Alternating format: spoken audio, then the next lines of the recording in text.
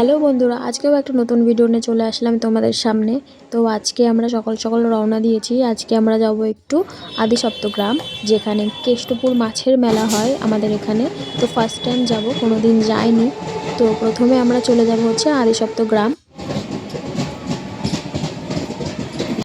তারপর আমরা টোটো ধরে যাব হচ্ছে কেষ্টপুরে। আমরা মেনলি গিয়েছিলাম একটু মগরায় ভিডিও অফিসে, একটু দরকার ছিল। তারপর ওখান থেকে ভাবলাম যে একবারে ঘুরেই যাই, কোনো দিন যাইনি, সেই জন্য আসলাম। আমাদের এখান থেকে মানে মগরা থেকে আমাদের 50 টাকা করে নিয়েছিল কেষ্টপুর যেতে। তো চলো দেখি কেমন হয় মেলা।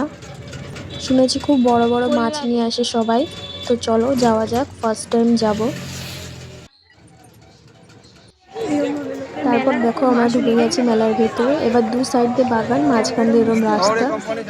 জামা প্যান্টে ধুলো ভর্তি হয়ে গেছে বন্ধুরা, তোমরা বিশ্বাস করবে না। পুরো মানে এটা মাটির রাস্তা, দু সাইডে বাগান, ওখানে সবাই পিকনিক করছে। এই যেখানে এখানে সবাই পিকনিক করছে।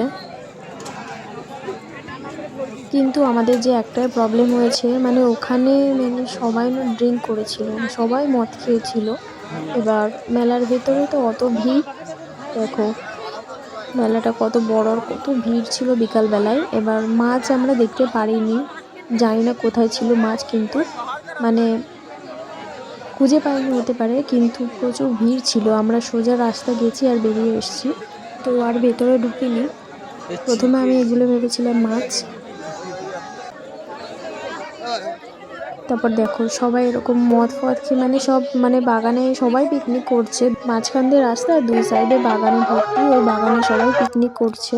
মানে একটা পাড়ার সাইড দিয়ে, মানে রাস্তার সাইড দিয়ে সব এই মেলাগুলো খুবই ভিড় হয়, খুবই। তো ভিডিওটা শেষ অবধি দেখো, আশা করি ভালো লাগবে। ভালো লাগলে লাইক কমেন্ট শেয়ার সাবস্ক্রাইব করে যুক্ত হয়ে যেও। দেখা হচ্ছে অন্য ভিডিওতে।